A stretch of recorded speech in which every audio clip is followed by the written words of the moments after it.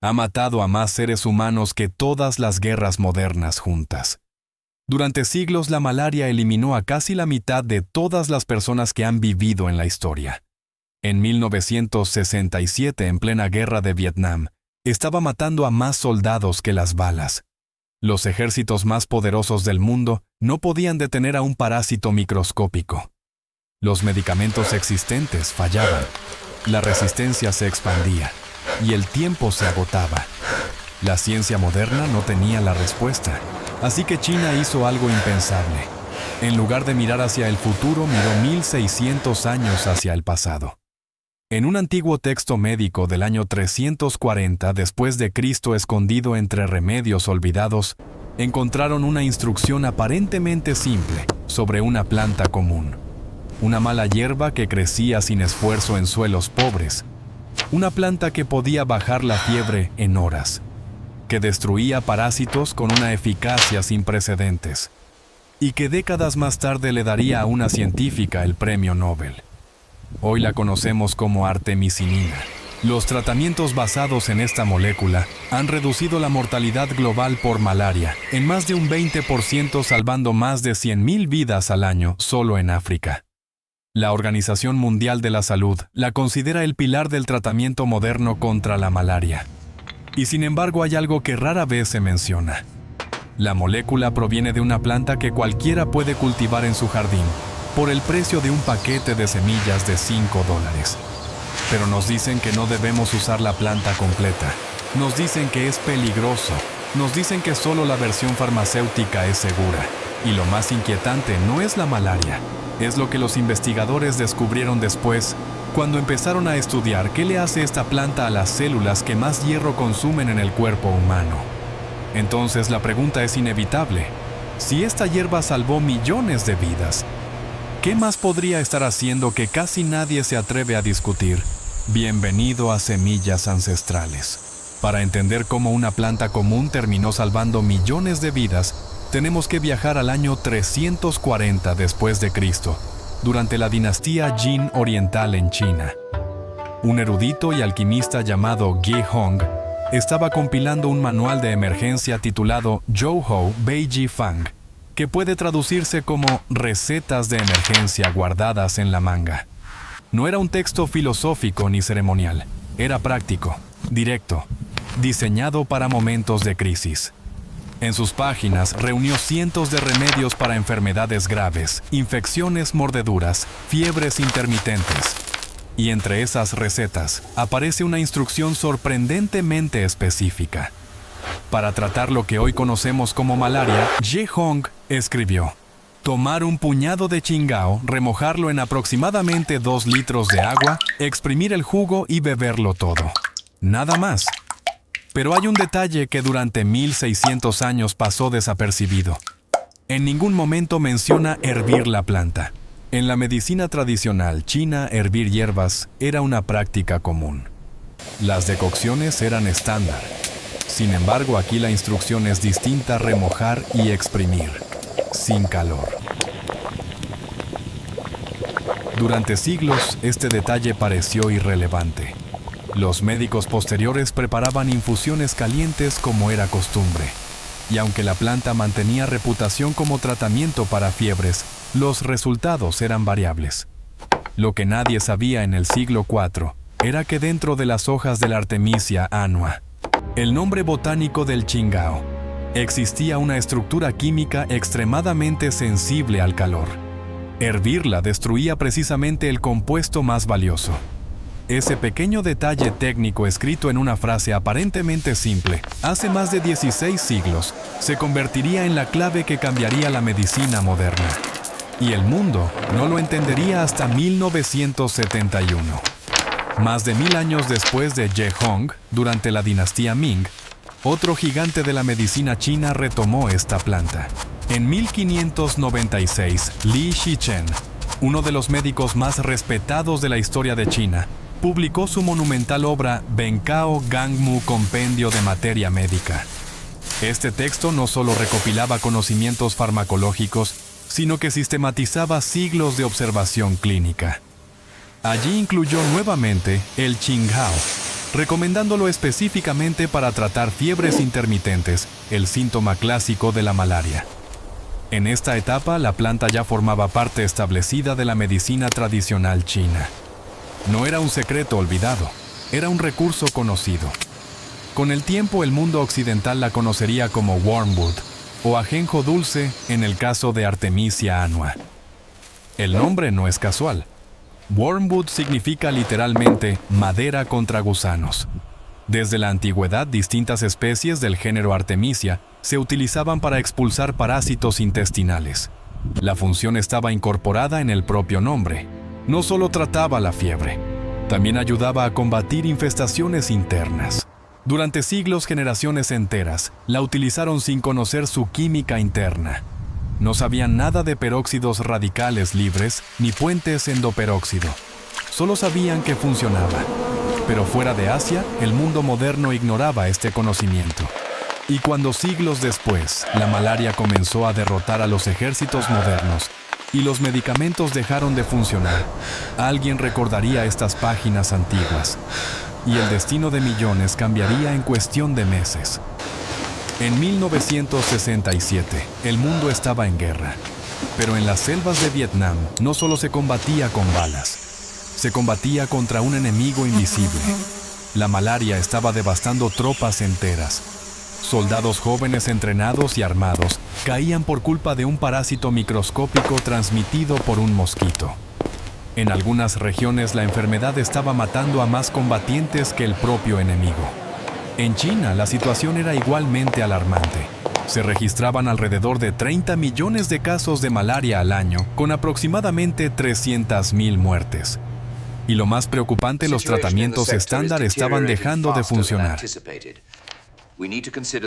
La cloroquina, que había sido durante décadas el arma principal contra la malaria, empezaba a fallar en el sudeste asiático.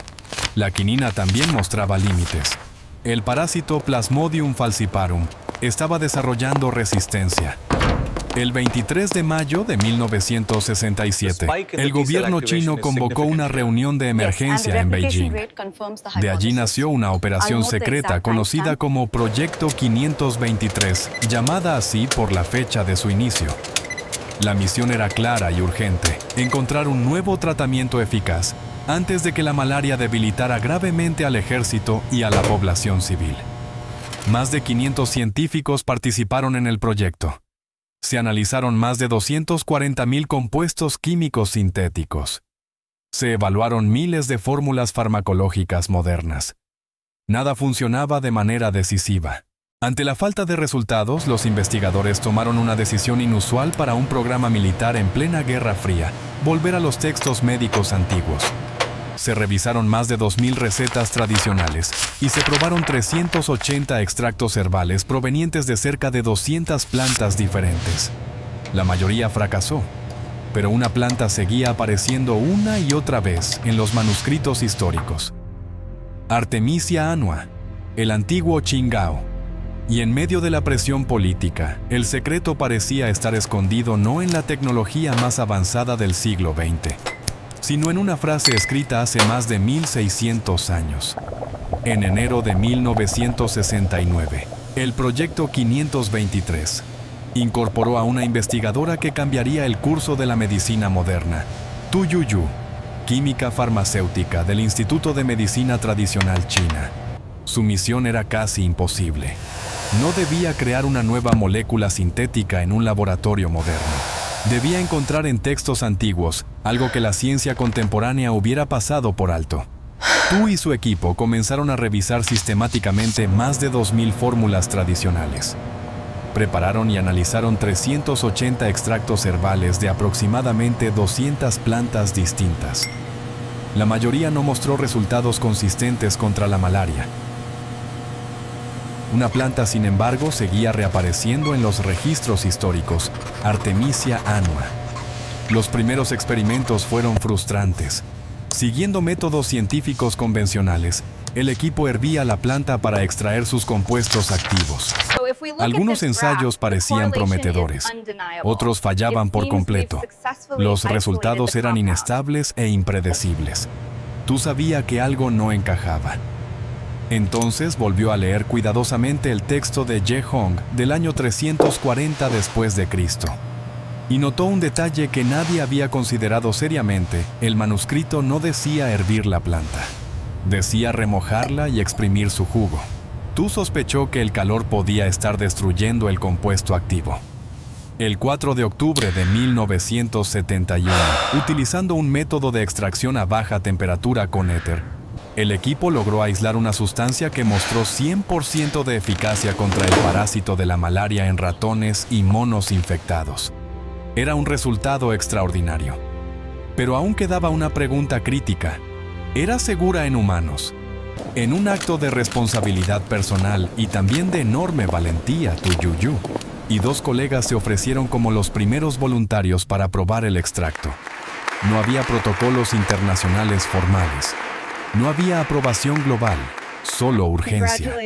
Sobrevivieron sin efectos adversos graves. Poco después comenzaron los primeros ensayos clínicos. Los 21 pacientes con malaria tratados en el estudio inicial se recuperaron completamente. La sustancia fue llamada Chingaosu. El mundo la conocería como artemisinina. El 5 de octubre de 2015 en Estocolmo, Suecia.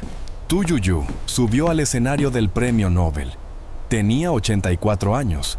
Recibía el Premio Nobel de Fisiología o Medicina por el descubrimiento de la artemisinina, convirtiéndose en la primera científica de China continental en ganar un Nobel en una categoría científica. Su trayectoria era inusual. No tenía doctorado, no poseía un título médico, no había estudiado en el extranjero. Su herramienta más poderosa no fue un laboratorio de última generación, sino textos médicos antiguos y una persistencia inquebrantable. En su discurso de aceptación tituló su intervención "El descubrimiento de la artemisinina, un regalo de la medicina tradicional china al mundo". No lo presentó como un triunfo individual. Lo describió como el resultado de combinar sabiduría antigua con investigación moderna rigurosa. Para entonces, millones de vidas ya habían sido salvadas gracias a los tratamientos basados en artemisinina. Pero el premio solo reconocía una parte de la historia, porque la verdadera pregunta no era quién descubrió la molécula. La verdadera pregunta era por qué esta planta funciona con una eficacia que ningún otro antimalárico había logrado. ¿Y qué más podría hacer cuando entra en contacto con células que dependen desesperadamente del hierro para sobrevivir? Y ahí es donde la ciencia se vuelve aún más interesante. Entonces, ¿por qué funciona tan bien la artemisinina? La respuesta está en una estructura química poco común, escondida dentro de sus hojas, un puente endoperóxido. Este detalle molecular es la clave. La malaria es causada por un parásito del género Plasmodium, que invade los glóbulos rojos. Para sobrevivir, el parásito se alimenta de hemoglobina, la proteína rica en hierro, que transporta oxígeno en la sangre. Al digerir hemoglobina, el parásito libera grandes cantidades de hierro en su interior. Y ahí es donde la artemisinina actúa. Cuando la molécula entra en el parásito, su puente endoperóxido reacciona con el hierro ferroso F2+. Esa reacción rompe la estructura química y genera radicales libres altamente reactivos. En términos simples, se produce una explosión microscópica dentro del propio parásito. Los radicales libres dañan proteínas esenciales, membranas celulares y estructuras vitales del Plasmodium. El resultado es una destrucción rápida y masiva del organismo, muchas veces en cuestión de horas. Ningún otro antimalárico en la historia moderna ha actuado con tanta velocidad. Por eso la Organización Mundial de la Salud recomienda actualmente las terapias combinadas basadas en artemisinina ACT, por sus siglas en inglés, como tratamiento estándar contra la malaria por Plasmodium falciparum. Según estimaciones de la OMS, los medicamentos basados en artemisinina han contribuido a reducir la mortalidad mundial por malaria en más de un 20% desde comienzos del siglo XXI. Solo en África subsahariana se estima que más de 100.000 vidas se salvan cada año gracias a estos tratamientos. Algunas fundaciones médicas han descrito la artemisinina como una de las intervenciones farmacológicas más importantes de los últimos 50 años. Pero el mecanismo que destruye al parásito tiene algo en común con otro tipo de célula que también acumula hierro en cantidades anormalmente altas. Y cuando los investigadores empezaron a estudiar esa coincidencia, la historia dejó de tratar solo sobre la malaria. Hasta aquí la historia parece clara, una planta antigua, una molécula poderosa, millones de vidas salvadas. Entonces, ¿dónde empieza la controversia? Oficialmente, las organizaciones de salud pública advierten contra el uso de la planta entera en forma de té o preparados caseros. La razón declarada es técnica, problemas de estandarización, variabilidad en la concentración de artemisinina, control de calidad y riesgo de generar resistencia si se usa como monoterapia. Y esos argumentos no son insignificantes. La cantidad de artemisinina en Artemisia annua puede variar según el suelo, el clima, el momento de cosecha y el método de preparación. Además, la OMS insiste en que la artemisinina debe usarse siempre en combinación con otros fármacos, ACT, para evitar que el parásito desarrolle resistencia. Desde una perspectiva estrictamente médica, la estandarización salva vidas, pero también existe una dimensión económica. El mercado global de medicamentos basados en artemisinina fue valorado entre 75 y 96 millones de dólares en 2024, con proyecciones que lo sitúan entre 225 y 677 millones para 2030. El mercado de terapias combinadas basadas en artemisinina es aún mayor, superando los 360 millones de dólares en 2024, con crecimiento sostenido previsto en los próximos años. Grandes compañías farmacéuticas como Sanofi y Novartis han invertido significativamente en la producción de artemisinina semisintética, utilizando levaduras genéticamente modificadas. Este método permite fabricar el compuesto en bioreactores industriales, reduciendo la dependencia del cultivo agrícola y centralizando la producción. Desde el punto de vista industrial, es una solución eficiente y controlable. Pero compárese con la alternativa. Un paquete de semillas de Artemisia annua puede costar alrededor de $5. La planta crece en suelos pobres, requiere poca agua y puede cosecharse varias veces al año. En regiones endémicas, una pequeña parcela podría producir suficiente materia prima para preparar infusiones durante meses. Aquí surge la tensión. Si comunidades en zonas afectadas por malaria pudieran cultivar y procesar la planta localmente bajo protocolos adecuados, disminuiría su dependencia de cadenas de suministro internacionales y medicamentos costosos. Por supuesto, el debate no es blanco o negro. La resistencia del parásito es un riesgo real, y el uso inadecuado podría debilitar una de las herramientas más importantes contra la malaria. Pero la pregunta permanece: ¿dónde termina la protección de la salud pública y dónde comienza la protección de un modelo económico? Y esa misma pregunta se vuelve aún más compleja cuando la investigación empieza a mostrar que la historia de la artemisinina no se limita a los parásitos. Desde principios de la década de 1990, varios investigadores comenzaron a notar algo sorprendente. El mismo mecanismo que destruye al parásito de la malaria podría afectar también a otro tipo de células que acumulan hierro en niveles anormalmente altos: las células cancerosas. A diferencia de las células normales, muchas células tumorales requieren entre 5 y 15 veces más hierro para sostener su crecimiento acelerado y su rápida división. El hierro es esencial para la síntesis de ADN y para múltiples procesos metabólicos. En términos simples, el cáncer es metabólicamente voraz, y eso las vuelve vulnerables. Cuando la artemisinina entra en contacto con células que contienen altas concentraciones de hierro, el mismo puente endoperóxido puede activarse generando radicales libres que dañan estructuras internas críticas. Diversos estudios in vitro y en modelos animales han mostrado que derivados de la artemisinina pueden inducir apoptosis, muerte celular, programada en ciertos tipos de células cancerosas, incluyendo líneas de cáncer de mama, pulmón y colon. Sin embargo, es importante ser precisos, la investigación en humanos aún es limitada. La artemisinina no sustituye tratamientos oncológicos estándar como quimioterapia, radioterapia o inmunoterapia. Pero el potencial terapéutico sigue siendo objeto de estudio activo en múltiples laboratorios alrededor del mundo. Y si todavía estás viendo hasta aquí, te mereces entender algo que rara vez se explica con claridad. El verdadero poder de esta planta no está solo en una molécula aislada, sino en el patrón biológico que revela. Un compuesto vegetal capaz de activarse selectivamente en células que dependen excesivamente del hierro. Primero fueron los parásitos. Luego, los investigadores empezaron a preguntarse qué más podría estar ocurriendo dentro del cuerpo humano cuando ese mismo mecanismo se activa. Y ahí es donde la historia se vuelve todavía más compleja. Pero la historia del ajenjo no termina con la malaria ni con la investigación oncológica. Existe otra dimensión mucho más antigua de esta planta, su uso como antiparasitario natural. Dentro del género Artemisia encontramos otra especie relevante, Artemisia absinthium, conocida comúnmente como ajenjo amargo. Durante siglos, fue utilizada en distintas culturas para expulsar parásitos intestinales. El propio nombre en inglés, wormwood, literalmente significa madera contra gusanos.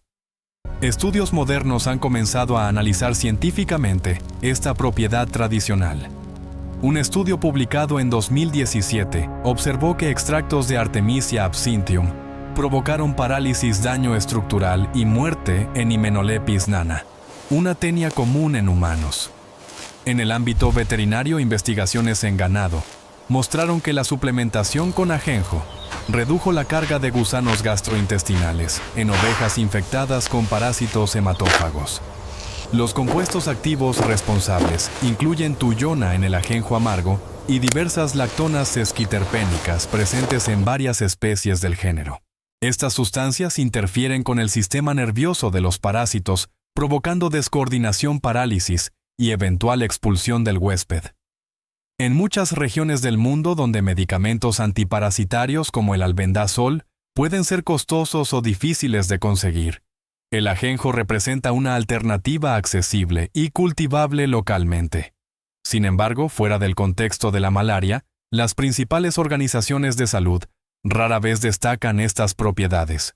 Y cuando una planta demuestra efectos antiparasitarios, antimaláricos y potencial actividad anticancerígena, la pregunta inevitable vuelve a surgir.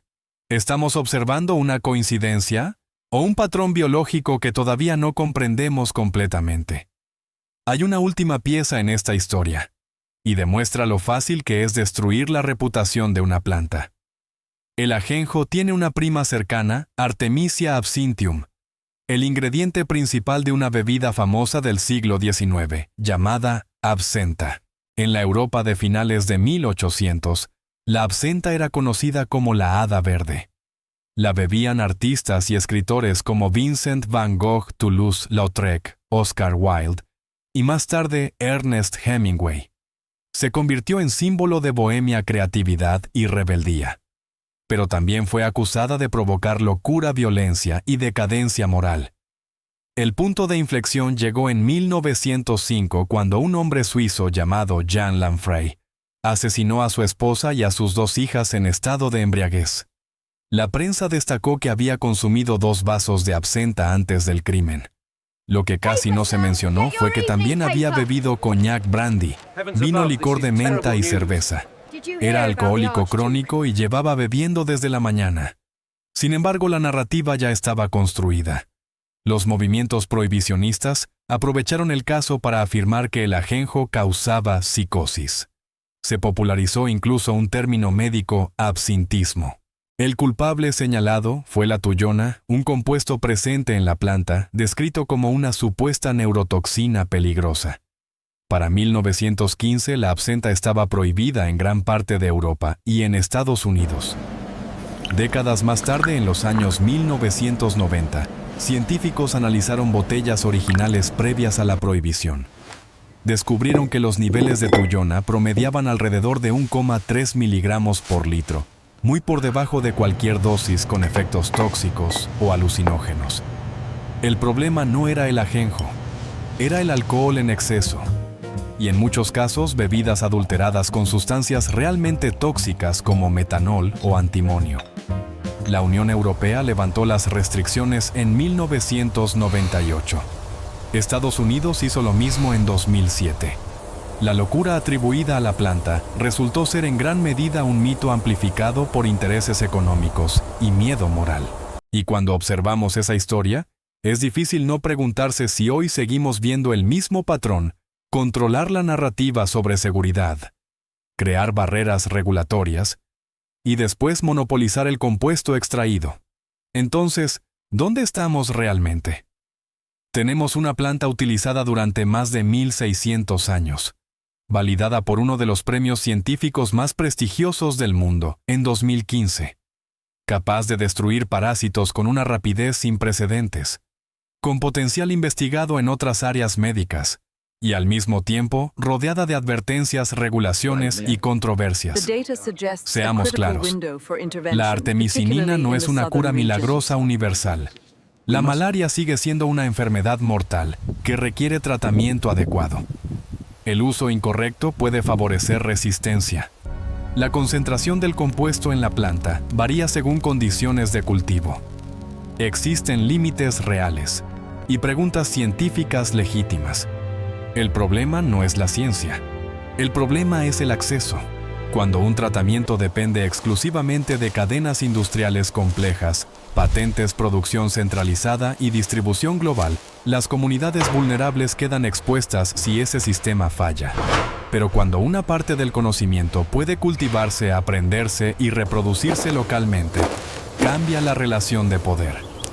Algunas organizaciones humanitarias han demostrado que es posible entrenar agricultores para cultivar Artemisia annua bajo protocolos controlados, combinando estándares de calidad con producción comunitaria. Esto sugiere que el debate no es necesariamente planta versus farmacia, sino centralización versus autonomía. Una semilla puede costar $5. Una prescripción puede costar cientos. La diferencia no es solo económica, es estructural. Como dijo Tu Youyou en su discurso Nobel, la artemisinina fue un regalo de la medicina tradicional al mundo. Y los regalos, por definición, no deberían pertenecer exclusivamente a unos pocos. La pregunta final no es si la ciencia funciona. La pregunta es quién decide cómo y para quién funciona. Bienvenido al próximo archivo de semillas ancestrales.